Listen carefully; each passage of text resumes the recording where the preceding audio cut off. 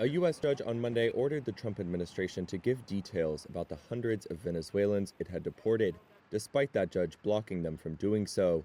Judge James Boasberg also gave the administration until Tuesday to explain why it believed it had complied with his order. The White House said the more than 200 Venezuelans deported to El Salvador were members of the Tren de Aragua gang.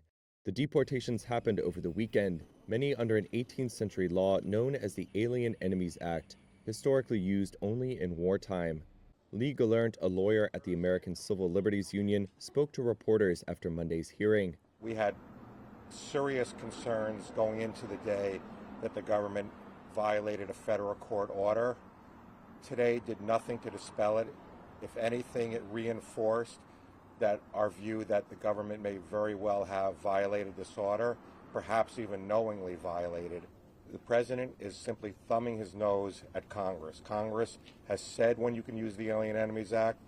Also on Monday, White House spokesperson Caroline Leavitt defended the administration's move. This administration acted within the confines of the law, again, within the president's constitutional authority and under the authority granted to him under the Alien Enemies Act. Monday's hearing followed a request by the government to remove the judge from the case. And shortly prior to the hearing, the Trump administration said the judge's directive to return any planes carrying the migrants was not enforceable because it was not in a written order.